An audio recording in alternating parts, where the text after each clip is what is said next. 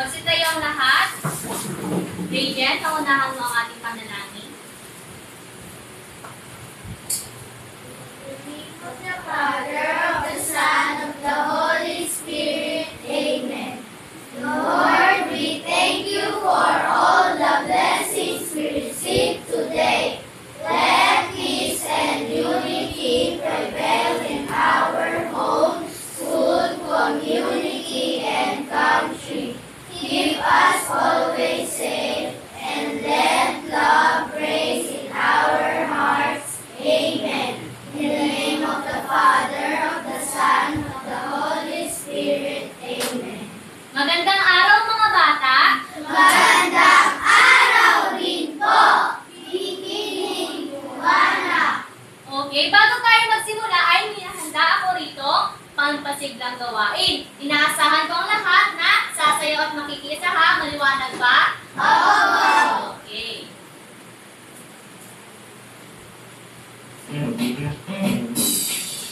Ate, sasayaw ka!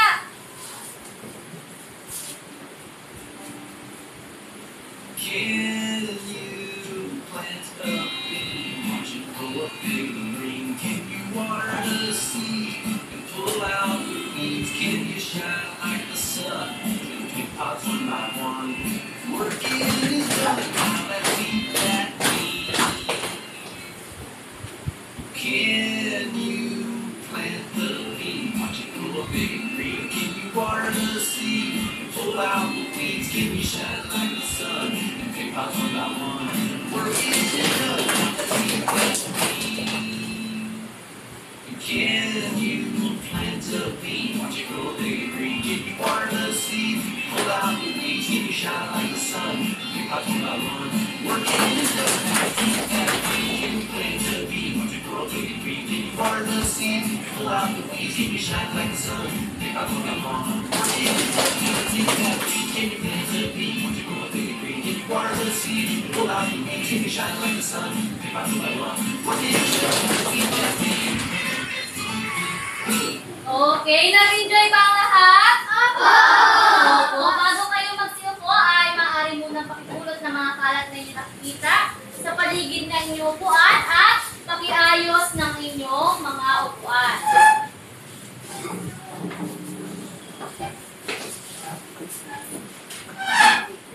Okay na po? Maaari na kayong magsiupo. Sophia, sino ang absent sa araw na ito? Ang absent ngayong araw ay si Jillian Kate, si Luella at si Roman. Alam mo kaya ang dahilan kung bakit sila nilipat sa ating klase? Si Jillian Kate ay may sakit at si Roman at Luella ay Nasa? nagsasayaw. Nagsasayaw sa unit meet. Kaya pala sila absent. Maraming salamat, Sophia. Bago tayo magsimula sa ating aralin ay meron ako dito inhanda mga alituntunin para maging maayos ang daloy ng ating talakayan. Naunawaan ba? Opo! Pakibasa nga ng mga alituntunin sa silid-aralan. Una, Makikinig sa guro kapag nagturo. anong gagawin kapag nagtuturo si teacher? Makikinig. Makikinig, ha? Hindi makikipagtadaan sa katabi. Pangalawa, Itaas ang kanyang kamay kapag may nais sabihin o gustong sumagot. anong itataas kapag may nais sabihin na gustong sumagot? Kamay. Kamay. Ayaw ko nung unang pang nagasalita ha, kaysa sa pagtaas ng kamay. Naunawaan po? Oo. Huli? Makulaw sa mga gawain. Kapag may binigay si teacher na gawain, makikisa at wag kung saan-saan nakapokus. Malinaw ba? Oo. Malinaw. Cherry May, noong nakarang araw, ay nagkaroon tayo ng talakayan. Ano nga ulit ang tinalakay natin nakaraan? Tungkol sa pagkakalam. Very good. Ito ay patungkol sa paghahalaman. Eman, pwede ka bang magbigay ng mga halaman na alam mo? Halimbawa ng halaman na alam mo. Rose, very good. Sino ka? Regent? Sunflower? Yes, Sabrina? Gumamela? Bagita? Aside sa flowers, ano pang halaman na pwede? Marcos? San Francisco, very good. Ano pa? KM? Corn. What? Corn. Corn. Okay, yan ay mga ilan sa halimbawa ng halaman na tinalakay natin nung nakaraan. Naunawaan niyo na ba ang talakay natin nung nakaraan? Oo. Kaya heto naman ay hinanda ako isang gawain bago tayo magsimula sa panibago nating topic. Basa ng mechanics ay na-title muna. Hanapin Siya. mo ako. Siya. Hanapin mo ako para mabuo. Mechanics. Mechanics. Ang guro ay may tinatawag ng envelope na may 5 pirasong larawan. Ang klase ay hahatiin sa 3 grupo. Ang larawan na nasa loob ay nakikita ang envelope. Ay bubuin ang ng bawat grupo at i-present sa unahan.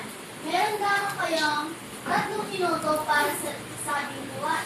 Okay, thank you, Sia. Ngayon ay igugrupo ka kayo sa 3 grupo.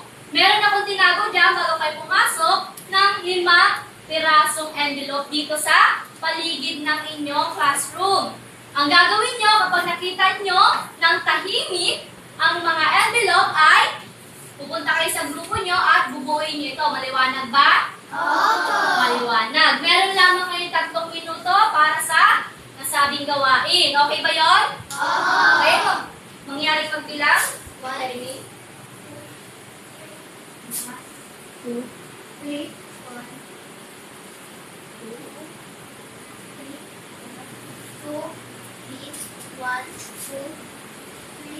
1. Okay, magsama-sama dito ang group 1, group 2, at group 3 dito sa gitna. Magsisimula kayo sa aking kudyat. Maliwanag? Maliwanag. Okay na ba? May nakasama na? Bakit konti ang group 3? Sino ba? Okay na? Ngayon ay nandito ang ating timer. Makikinig ko. Pagka sinabi ko, magsimula na ay magsisimula na kayo. Ano pong kaguluhan niyan? Anong group ka daw, Kyle? Sino katabi mo, Kyle? Sino katabi mo? Si Radiant? Hindi. Si Sam. Anong group si Sam? 3. Oh, 3. Kasi pag ano. Okay na? Oh. Magsisimula na in 3, 2, 1, go!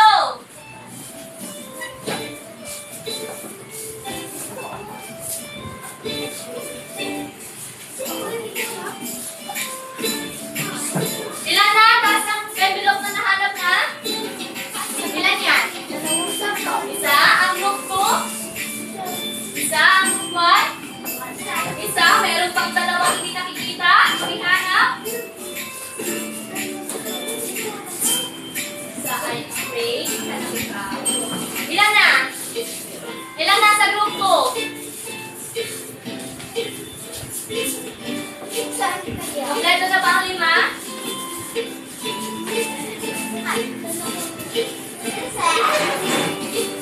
Sa inyo, ilan na? Isa? Sa inyong grupo? 2 na, okay. Kompleto na. Ngayon naman ay magsama-sama na ang grupo at buuin ang larawan dyan. Nandito ang tape kay teacher. Lumapit tama.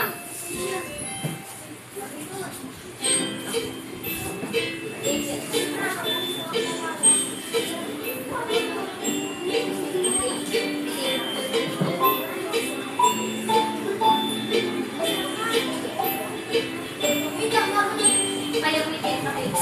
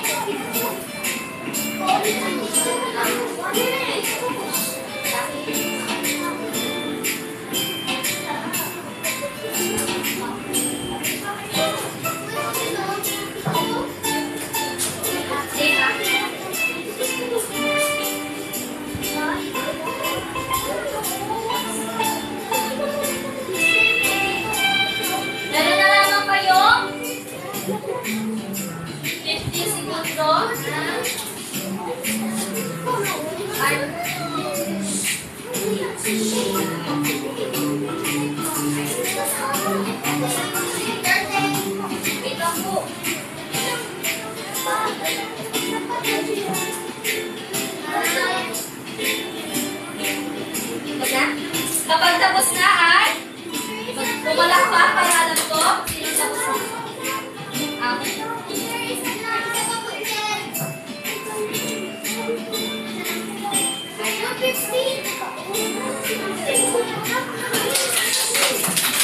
Okay, paunahan mo. Ano po kayo? Group 1. Maaari na upo.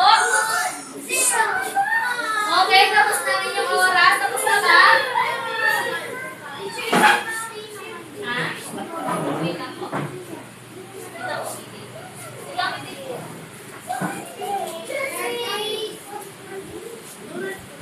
Balik ka sa upuan. Mamaya na ididikit. Balik ka na sa upuan. Tapos na? Dad, dad. Try. O, lahat na. Balik ka sa upuan. Sa sarili upuan.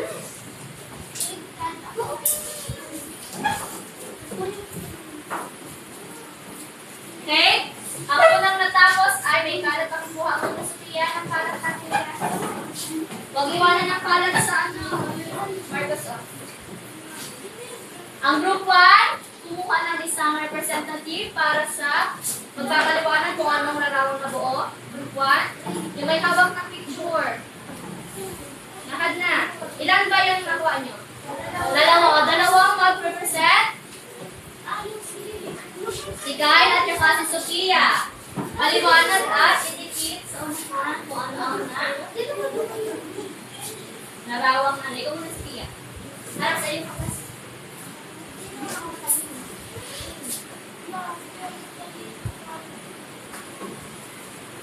Ito ay isang halamang madami. Madaming halaman. Ano pa po? Ano pa napansin sa larawan? Ito ay magaganda. Maganda. Okay, very good. Sunod. Kyle? Ano ang napansin sa larawan? Ang kulay ng dahon ay verde. Kulay verde ang dahon. Ano pa po napansin? Bukod po dito. Ano kaya pagkakaiba yung dalawang picture niyan? Ito ay nakasabit. Yan ay nakasabit. Okay, very good. Maaari nang ilagay doon. Sunod na grupo, group 2. Ilan na nakuha? Ilan? Ilan ang larawan nakuha ng group? Isa? Kayo lang ako sa'yo, Ray. Sino ang group 2? Ano kanina ang picture? Nasaan ang picture ng group 2? May binuo kayo kanina, di ba? O, yun yung kay Kaini. Naka dito sa natin. Baliktad mo. O, paliwanag ko ano ang larawag na buo. Pag-alas. Paliwanag mo. Ito ang aming gawa. Ano napansin? Ang mga halaman ay nakalagay sa may tubo. Sa may? Tubo? Tubo? Okay po. Ano pa po?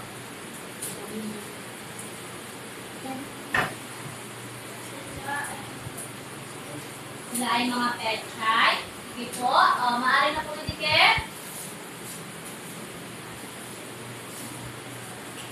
Yung tamlay ni Kain ay at ang room 3 ilan? Dalawa. Punta na dito yung aking picture. Talaga naman si Arvin. Very good. Arvin, ikaw lang. Nilalawan ko na po namin yung maganda o magtingkad ang kulay at iba-ibang halaman. Okay. Galing. Matitingkad. Magaganda ang kanilang halaman. O, dikit na, Marcos. Napansin ko sa larawan ay nagagalit sila at nakatulog. At sila nakasabi. Okay, sila ay nakasabi.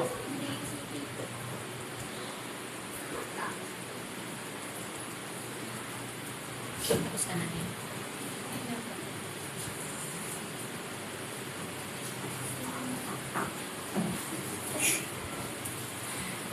ba kayo sa inyong ginawa? Opo! At dahil dyan ay tumayo ang lahat, bigyan ng inyong mga sarili ng wawawin clap. Alam niyo ba kung anong wawawin clap? Hindi po. Ganito lamang yun. Isa, dalawa, tatlo. Isa, dalawa, tatlo. Hep, hep, hooray. Okay, everyone? Isa, dalawa, tatlo. Isa, dalawa, tatlo. Hep, hep, hooray. Ngayon na magsigaw po. Base sa ating naging aktibidad, ano kaya sa palagay nyo ang ating topic ngayong araw? Anong tatalakayin natin ngayong araw? Base din sa mga nakikita nyo larawan. Yes, JL. Tungkol sa mga halaman. Very good. Ano pa po? Tungkol sa mga halaman. Yes, Raymart? Mga paraan ng pagtatanim ng halaman. Okay, mga paraan ng pagtatanim ng mga halaman o mga alternatibong paraan ng paghahalaman. Yes, Eman? Makikita dito ang mga iba't ibang uri ng halaman. Okay, very good. Makikita rito ang iba't ibang uri ng mga paghahalaman. Pero bago yan, atin munang basahin ang ating na unit. Sophia, pakibasa ng una. Natutukoy ng mga mag-aaral ang iba't ibang alternatibong paraan ng paghahalaman. Okay, thank you. Kayin, pakibasa ng pangalawa. Napakahalagahan ang paggamit ng alternatibong pamamaraan sa paghahalaman upang mapanatili ang balanseng ekonomikal at Ang pangatlo, JF. nakagagawa ng intense vertical o container gardening gamit ang pagmumulit nito at recycled materials. Okay. Sa inyong bahay, ano ba ang napapansin nyo? Saan madalas tinatanim ni nanay ang mga halaman? Baka may naman. Sige, Arvin. Mga na-recycle na bote at plastic. Very good. Sa mga ni-recycle daw na bote at plastic. Ano pa kaya? Sino pa? Zeus? Bukod sa bote, sa inyong bahay, saan pa natanim ni nanay ang mga halaman? Nakikita mo sa inyong bahay. May halaman ba sa bahay nyo? Opo. Ay, wala palang halaman kina Zeus. Sa sino may halaman sa bahay? O sige, Raymart. Sa timba daw na si Rob. Very good. Ano pa, Marcos? Sa mga pot. Very good. Sige. Eman. Sa paso.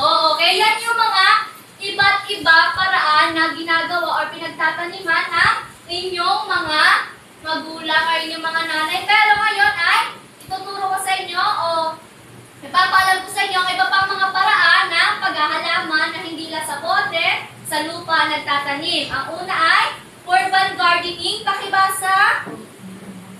Sabrina.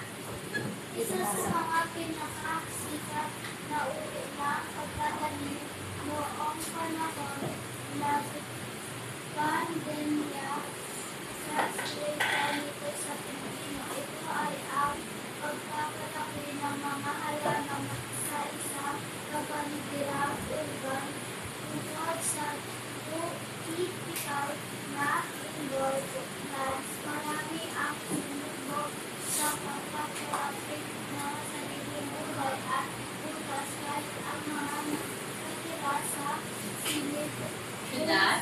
kung saan hindi ito madalas makikita. Okay, thank you, Sab. Ito yung una nating alternatibong paraan ay ang urban gardening. Napansin nyo, nung pandemic, di ba bawal tayo lumabas?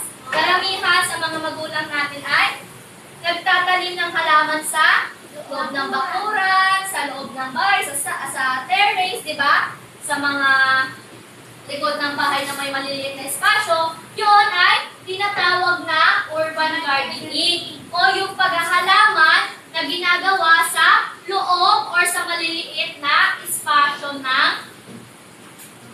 inyong bakuran. Naunawaan po? Oo! Sunod naman ay ang containerized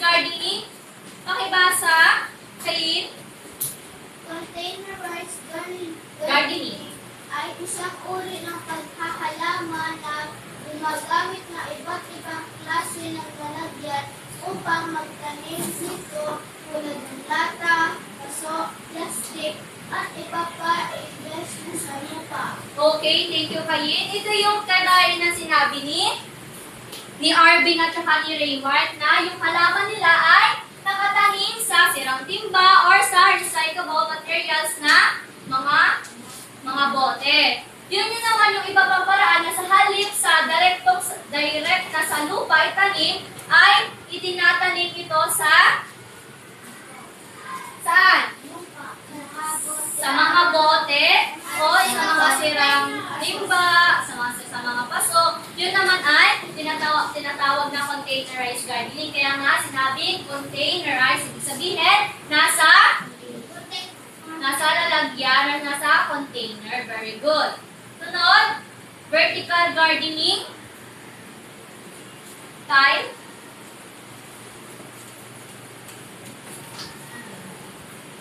Vertical gardening ay ang klase ng urban gardening na para sa taong nais magpalaki ng halaman upang gawing palamuti sa kanilang mga dingding o bubong. Ang layunin na ito ay pagpapaganda ng lugar kung saan tutubo ang mga halaman. Okay, thank you.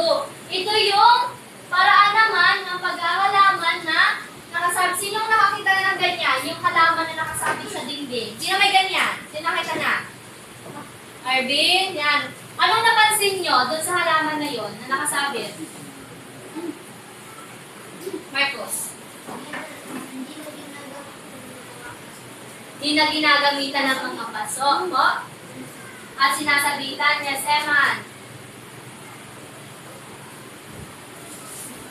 Na-recycle nila ang mga bote para malinis ang Okay, kadalasan yung recyclable materials ang ginagamit sa vertical gardening para daw maayos yung mga gamit at magandang pandisenyo. JM. Hindi agad ilagay sa lupa ang mga halaman. Kaya inalagay naman sa maliit na mga pasok na recyclable tools. Okay, isa din yun. Kasi di ba may mga, sabi kasi ni JM, ay kapag yung magpupunta ka pa lang or maliliit pa lang yung halaman ay hindi agad direkta na sa lupa nilalagay. Kaya kadalasan ginagamit nila yan upang maging palamuti or maging iba pang paraan ng paghahalaman. Di ba ang ganda tingnan kapag may mga ganyang uri ng halaman, lalo na yung nagabulaklak. Di ba nakikita niyo sa minsan sa bahay, sa mga iba pang establishmento. Isa din yung uri ng urban gardening kasi nagtatanim ka sa may maliit lang na space or pwede siyang ilagay sa dingding ng bahay, sa bubong. Ayan, very good. Nanawaan? Sunod naman ay ang dish gardening. Rain, pakibasa.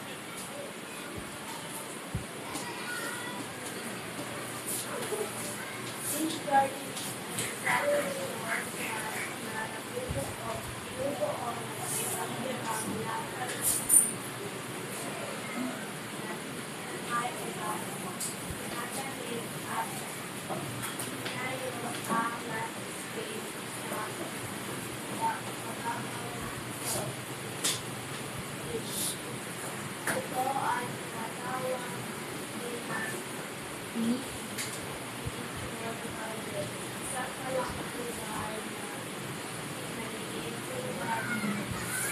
Okay, thank you, Ray. Ito naman, dish gardening. Familiar ba kayo dito?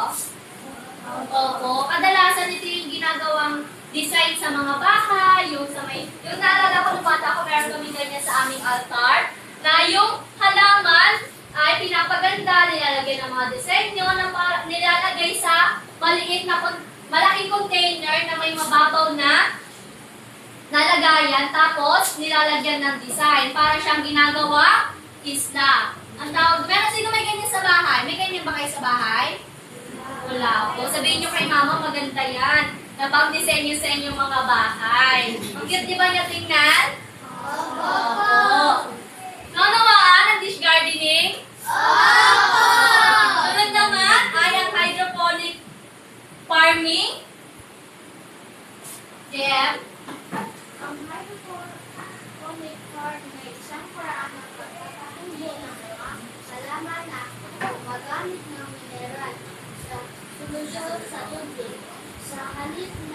itanim ang mga halaman sa isang hardin para gamitin sa lupang asakakan ang mga mineral na natatangga ng mga ugat bilang mga sustansya ay mula sa isang sentido solusyon na nagdaraman ng ilang mga kemikal na kinakailangan ng halaman. Ang salitang hydroponics ay kasunod ng salitang Griego. Griego na Mahulugang. nakakatulog sa mga Okay, thank you. Ito namang hydroponic farming ay, ito yung paraan ng paghahalaman na ang sustansyang nakukuha nila, hindi siya direct na sa lupa nakatanim. Kagaya ng lettuce. Yan, kagaya dito sa larawan na to. Yung lettuce yan na nakatanim, nakalagay sa tube, tapos yung ilalim niyan ay dinadaluyan ng tubig na nagsisilbing nutrients na halaman. Ito ay isang paraan ng paghahalaman kung saan tubig ang ginagamit at hindi lupa. At ang salitang hydroponics daw ay nagsimula sa salitang Griego na ibig sabihin ay tubig. Saan nga nagsimula ang hydroponics? Sa salitang Griego na ang ibig sabihin ay tubig. Okay, very good. At sunod naman, aquaponics. Zeus. aquaponics. Ito ay isang paraan ng pagtatanim na pinagkakasahan ang mga pagtatanim ng na paraan ng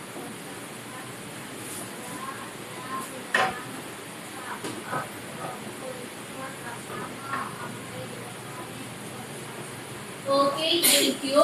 Ang aquaponics naman ay, ito yung sa tubig din siya, pero direktang sa tubig. Hindi yung kagaya sa lettuce na dumadali yung tubig. Ito naman, mismong sa tubig talaga siya nakalagay, kagaya na nakita niyo sa larawan. Kadalasan na yan yung mga nakalagay sa aquarium, di ba po? Di ba nakikita niyo? Tapos yun sa mga pond na maliliit, yung may mga isda, may mga halaman na nakatanim doon. Sa palagay nyo, ano kayang pinagkaiba niyan? Kagaya na sinabi ko kanina, anong pinagkaiba ng hydroponics sa aquaponics? Yes, Marcus. sa hydroponics ay kadali-dali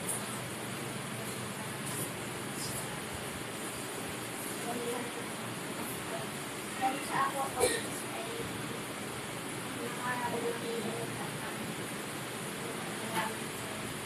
Okay, very good. Sabi ni Marcus, hindi nakaparinig, ay ang hydroponics daw ay ginagamit ang tubig padali-dali lamang, ngunit sa aquaponics naman ay direktang nakatanim yung halaman. Unawaan? Okay.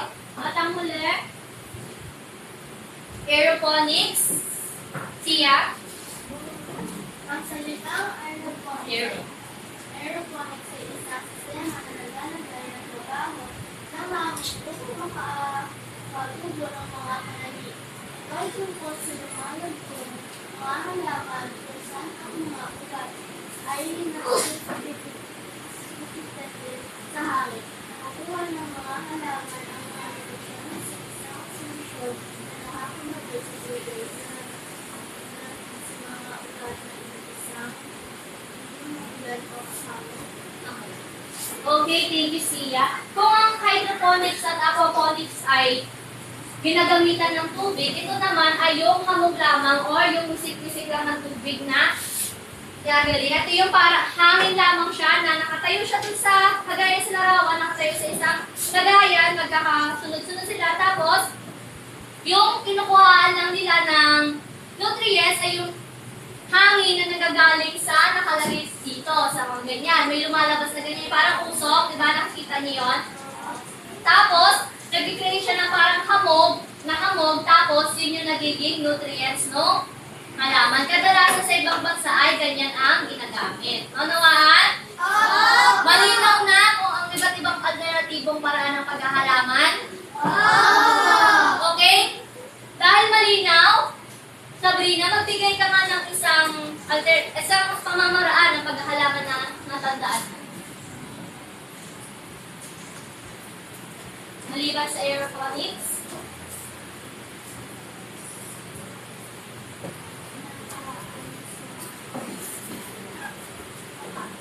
Fish garden. Okay, dish gardening. Very good. Sino pa? Cherry May? Aquaponics. Very good. Kyle? Urban gardening. Urban gardening. Very good. Sia?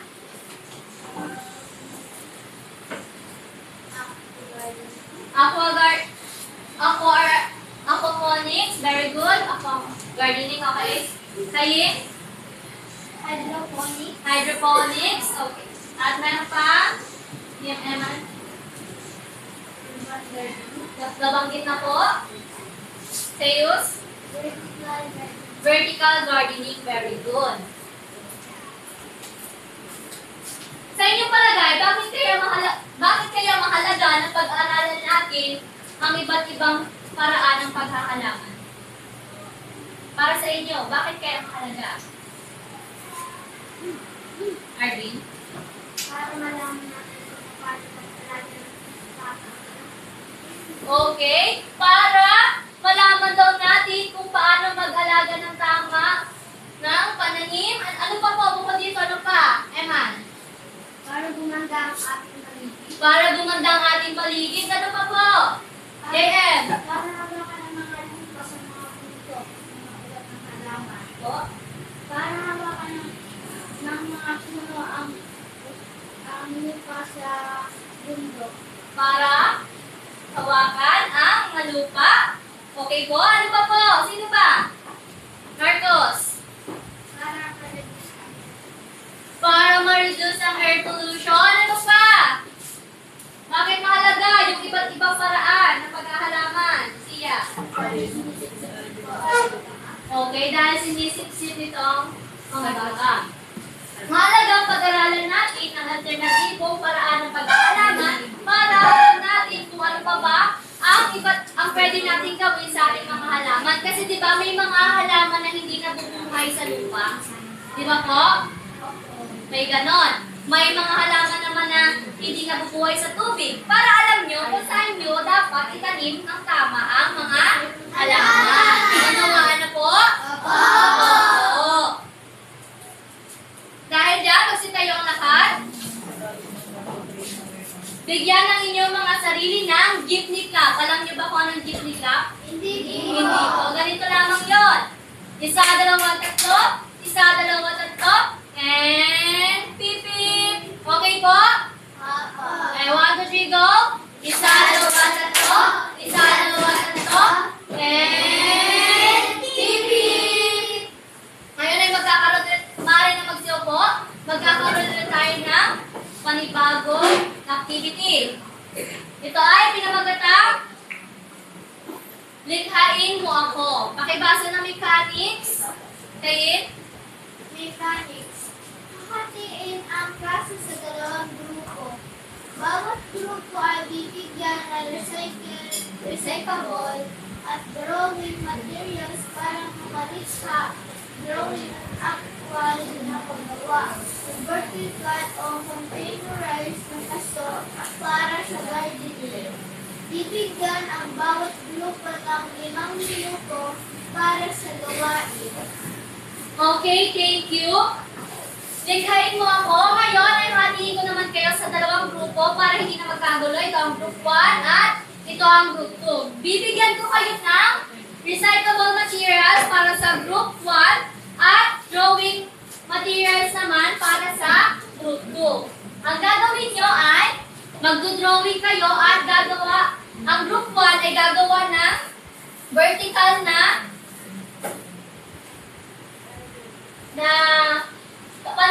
taniman at ang group 2 naman ay magdo-drawing kung anong gusto nyo. Pwede containerized or vertical din na vertical gardening. Naunawaan? Okay. Pwede kayo pumunta dito sa unahan para isang group 1, isang group 2. Tahimik tamang ha? Ito sa group 1. Opo.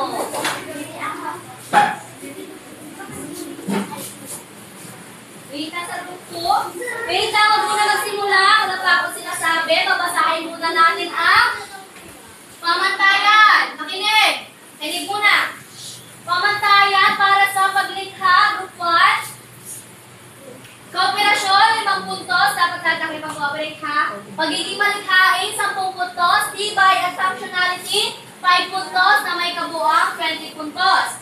At sa group 2 naman, pamantayan, pagkamalikhain, 10 points. Kalinisan at kaayusan, 5 points. Paliwanag, 5 puntos. Papaliwanag niyan. At ang kabuuan ay 20 puntos. Naunawaan? Okay, very good.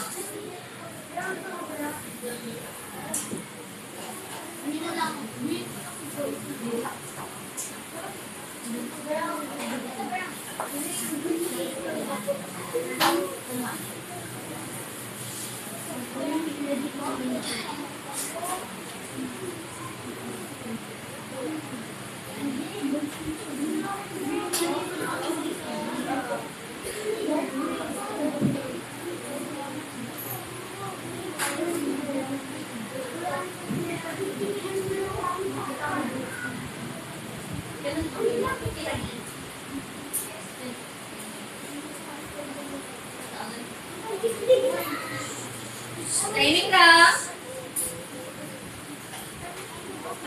Sisimula na.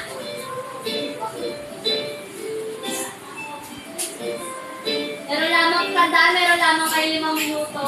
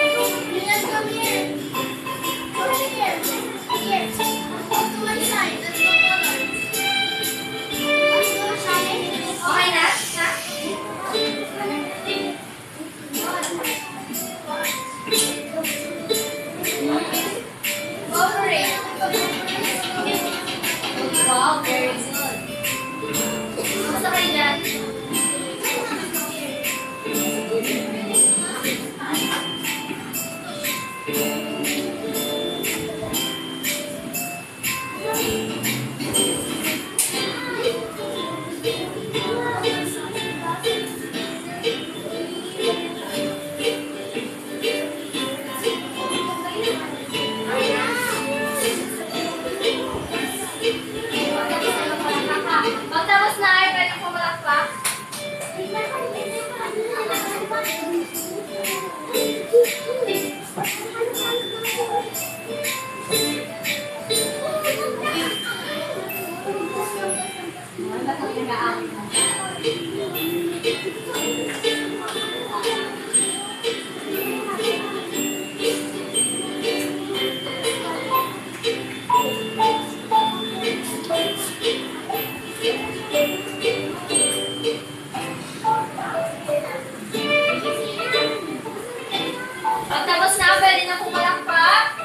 At bumalik sa inyong mga upuan.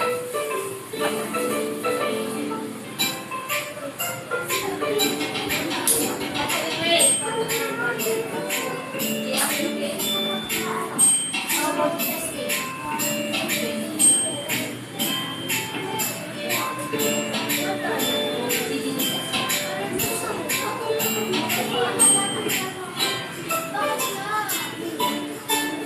Tapos na kaya? Malapit na matapos na rin na kayo. Una. Okay? Habang hinihintay natin ang group 2, group 1, ipakita nyo yung gawa dito sa lahat. Sa group 2, pagtapos tayo nalinis na bumalik sa upuan, pakiayos na ng ginamit at pakinggan ang ginawa ng lakas na yan. Pakinggan ang gawa ng group 1. Okay? Magsimula na. Quiet.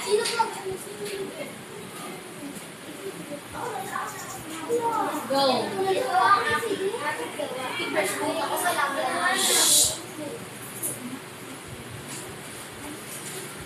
Go.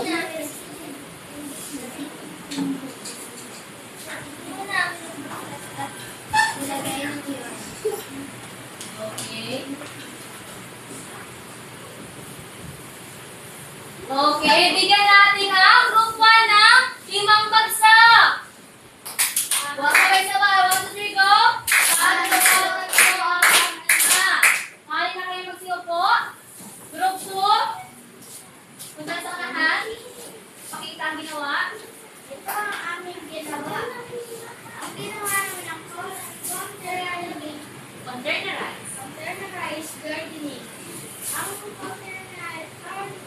containerized gardening ay ang isang halaman na nakatanim sa isang paso o mga recyclable things. Okay, very good. Bigyan natin ng 5 bagsak din ang group 2.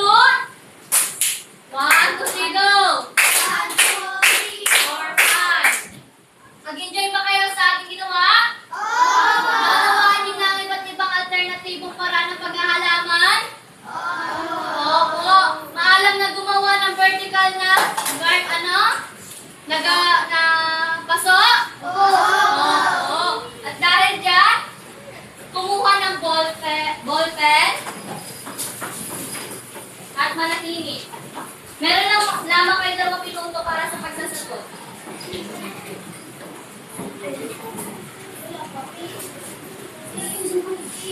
Hindi man kailangan ng papel, meron po kayo bibigay dito. Ballpen na, ballpen.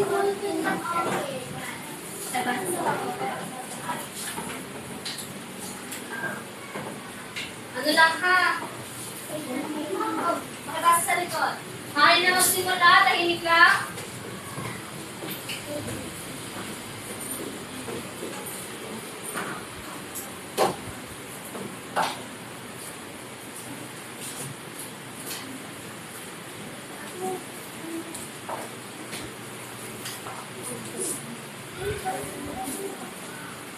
Ako, lagyan ko ng pangalan at ng grade and section.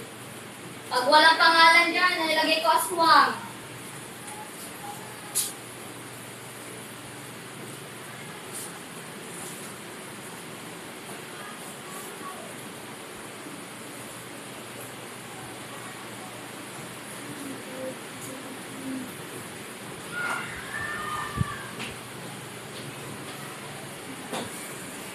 Tapos na? Ipa po.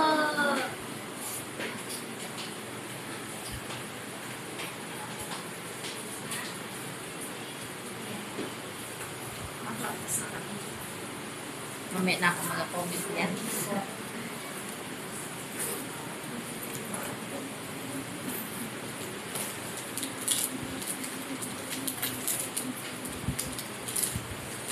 Tapos na?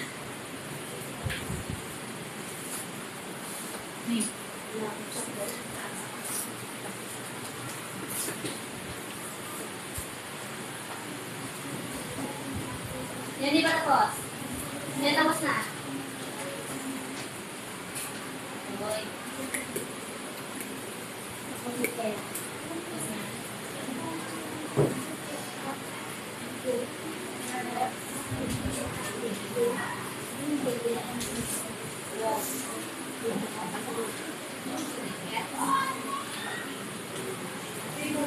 Tapos na po? Palitan na sa katabi.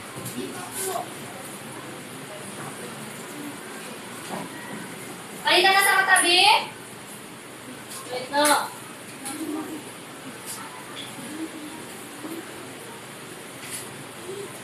Palitan sa katabi. Okay, number 1.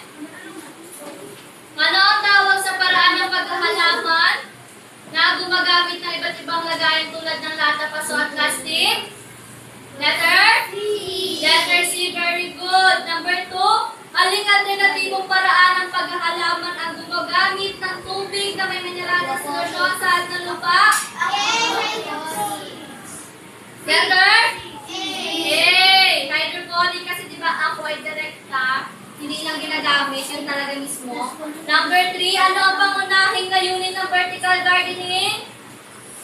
Letter C.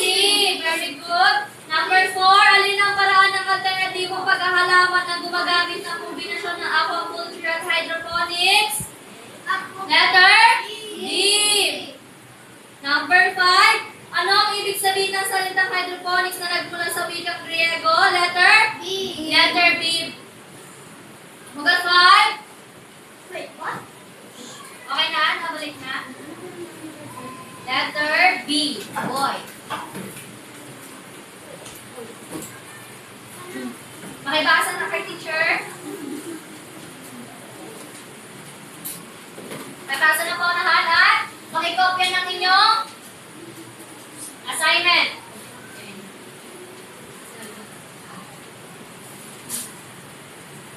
Kopya ng assignment. Makibasa na.